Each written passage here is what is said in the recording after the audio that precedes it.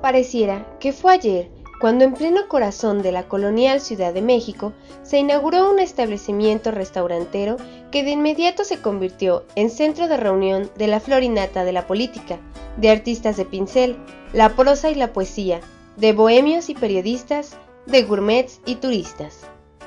El restaurante Prendes nació un 8 de septiembre de 1892 gracias a las ilusiones de dos hermanos asturianos, don Manuel y don Rafael Prendes, quienes encontraron un local ubicado en la esquina de Puente de San Francisco y Mirador de la Alameda, lugar que en la actualidad ocupan la Avenida Hidalgo y Ángela Peralta, para instalar el primer establecimiento de lo que en un futuro sería un glamuroso comedor. Más tarde, por disposición del gobierno porfirista, se ordenó la demolición del inmueble ocupado hasta ese momento, con el fin de edificar en dicho lugar el majestuoso Palacio de Bellas Artes. Dada la clientela y amistades que habían logrado en tan poco tiempo, los hermanos se vieron motivados a seguir en la ciudad de los Palacios, por lo que reubicaron el restaurante en el número 10 de la avenida 16 de septiembre. En 1919, desembarcó en el puerto de Veracruz un jovenzuelo asturiano llamado Amador Prendes Álvarez, de apenas 15 años de edad, quien se convirtió, con el paso del tiempo, en brillante artífice del crecimiento gastronómico y administrativo del ya conocido restaurante Prendes. Desde el día de su llegada al restaurante y aún después de 1933, fecha en que adquiere los bienes del establecimiento, el señor Amador, como pronto se dio a conocer, se abocó a atender personalmente a toda la clientela, acudiendo muy de madrugada al mercado de la Merced y al mercado de San Juan para escoger los pescados, jitomates, cebollas y chiles, para después en la cocina rebanar el jamón serrano, asar la carne en filete, tostar el café y atender personalmente a cada uno de los. En el momento en que se hizo dueño era la persona que recibía a los clientes, los atendía, les sugería qué era lo que tenían que comer, qué era lo que tenían que beber, los atendía y conocía prácticamente a toda la familia. Y para él era muy importante de que en el momento en que había algún fallecimiento de algún cliente, él se presentaba a dar el pésame a la familia.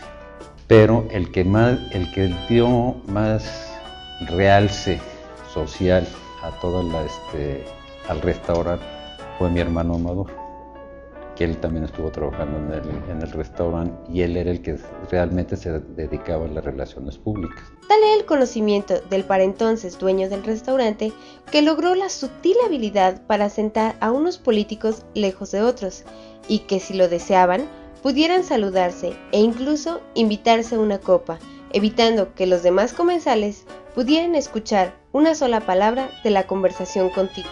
Dentro del restaurante era muy difícil que de una mesa a otra pudieran estar oyendo qué era lo que estaban hablando por el mismo ruido del murmullo de la gente, el ruido de los platos y todo. Entonces a mi papá siempre le sugirieron que pusiera, que quitara mucho el ruido.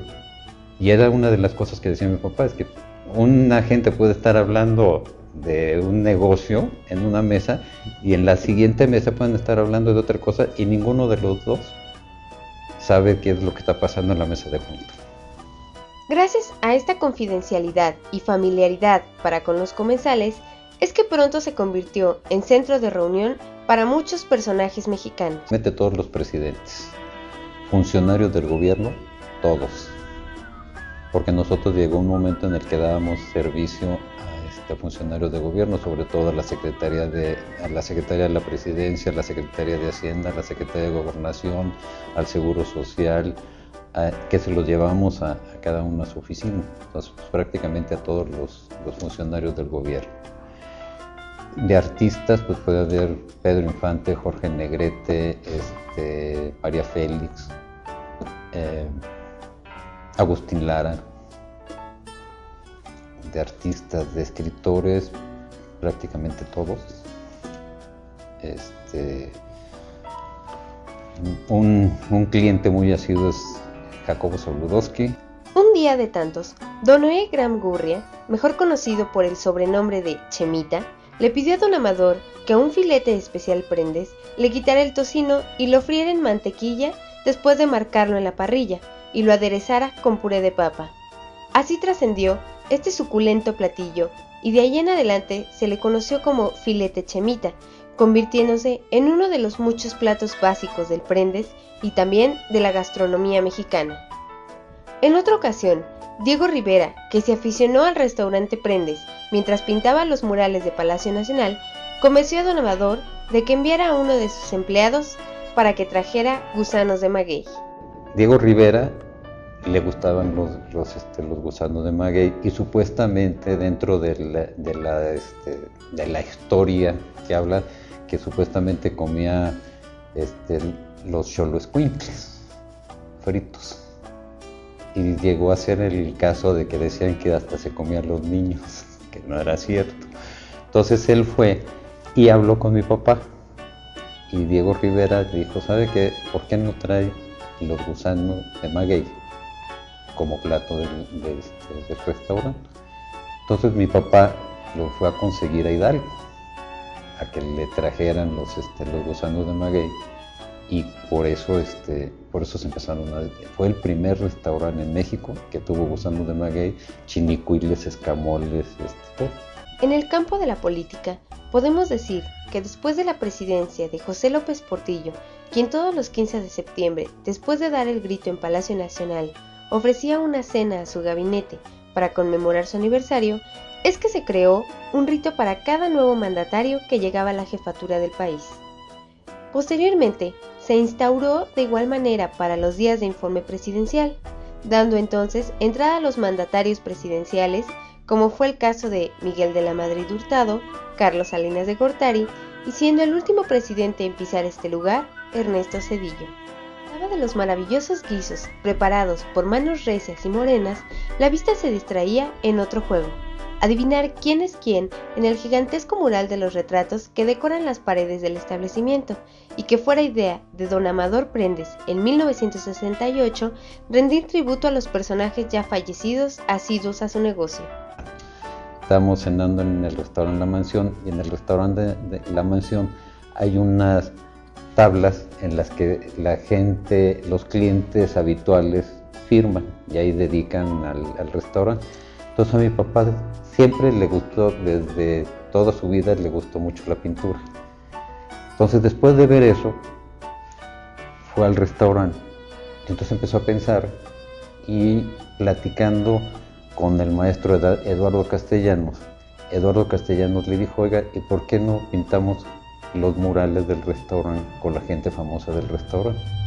Eduardo Castellanos pinta el primer mural, bautizado El Mundo de Prendes, donde quedaron estampadas las imágenes de los comensales más distinguidos y que se ciñeron a 3 requisitos ineludibles: ser figura pública, haber sido asiduo cliente de Prendes y estar muerto. Entre los personajes que aparecen en estos murales encontramos a mandatarios, pintores, artistas, toreros, escritores, médicos, políticos e incluso el cliente desconocido y un mesero que trabajó más de 30 años en el restaurante. A través de los 9 murales distribuidos en cada pared del salón y 103 rostros diferentes, el recinto permitía que la historia se pudiera entender de manera armoniosa y de fácil acceso. Difícil, por no decir imposible, es relatar la historia minuciosa de 100 años del restaurante Prendes.